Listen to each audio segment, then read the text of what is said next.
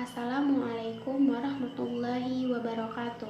Saya Via Parmalasari. Di sini saya akan menjelaskan sedikit materi dari pembelajaran akuntansi yang berjudul Pemilikan Tidak Langsung dan Saling Memiliki Saham dari Perusahaan Afiliasi.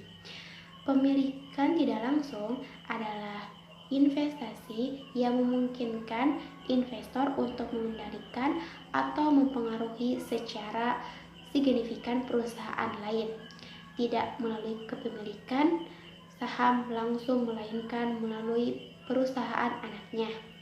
Struktur indirect holding terbagi dua macam. Yang pertama, struktur induk anak cucu, dan yang kedua, struktur afiliasi terkoneksi atau afiliasi terikat.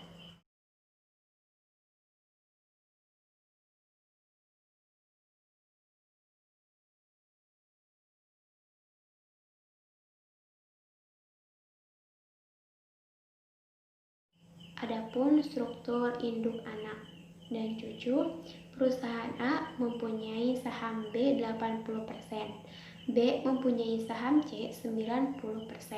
Maka dari itu, secara tidak langsung perusahaan A memiliki dari 80% kali 90% sama dengan 72% saham C. Selanjutnya, pada laporan keuangan C harus masuk ke dalam laporan konsolidasi A.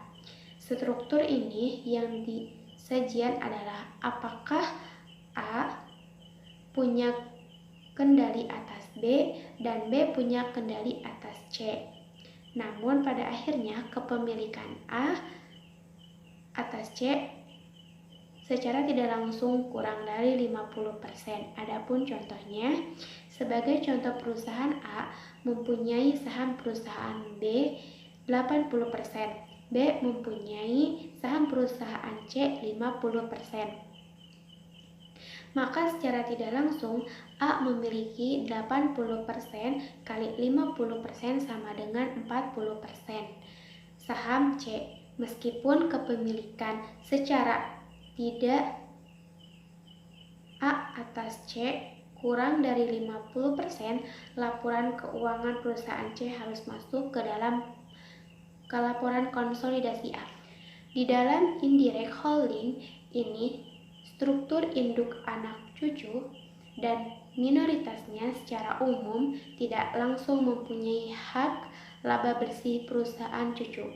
Laba bersih sama dengan persen kepemilikan minoritas kali persen kepemilikan anak terhadap cucu dikali laba bersih cucu.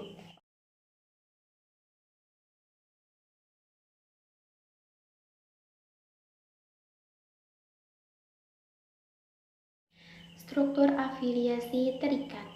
Secara tidak langsung, PTA memiliki dari 80% kali 40% saham PTC secara tidak langsung, sehingga jumlah saham PTA terhadap PTC sebesar 52% dan PTC harus masuk dalam laporan konsolidasi PTA.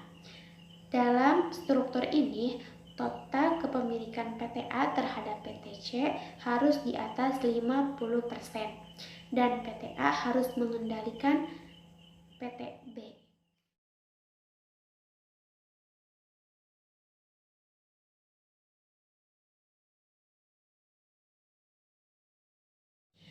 Hak kontrol yang diperoleh dengan kepemilikan tidak langsung. Yang pertama, pemilikan saham-saham perusahaan anak terjadi sesudah adanya kontrol oleh perusahaan induk pada perusahaan subinduk.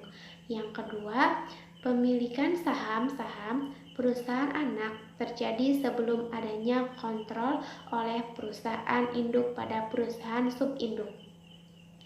Dan yang ketiga, hak kontrol yang diperoleh dengan adanya hubungan afiliasi di antara perusahaan-perusahaan anak.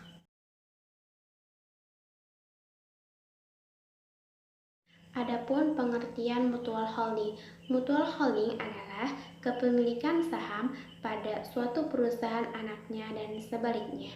Pada hubungan ini, laba rugi dan kenaikan atau penurunan Saldo laba yang ditahan setiap perusahaan, induk atau anak akan saling mempengaruhi satu sama lain. Struktur mutual holding terbagi menjadi dua, yaitu yang pertama, saham induk dimiliki oleh anak perusahaan, dan yang kedua, saham anak dimiliki oleh anak perusahaan lainnya.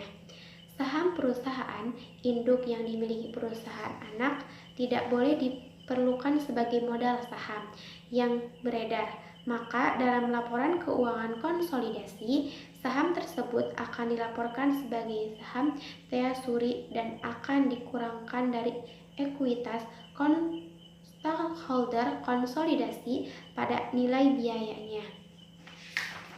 Dan adapun saham anak yang dimiliki oleh anak perusahaan yang lainnya tidak akan diperlakukan sebagai treasury stock.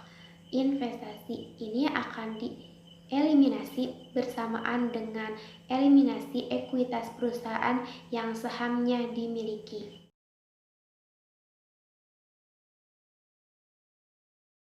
Hak kontrol yang diperoleh dengan mutual holding. Yang pertama, pemilikan saham pada perusahaan anak terjadi pada saat perusahaan anak didirikannya. Dan yang kedua, pemilikan saham perusahaan induk setelah perumusan berjalan.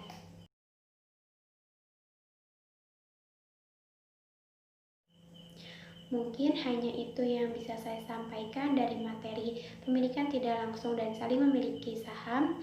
Mudah-mudahan bermanfaat dan mohon maaf apabila ada kesalahan dan kekurangan dari perkataan saya. Wassalamualaikum warahmatullahi wabarakatuh.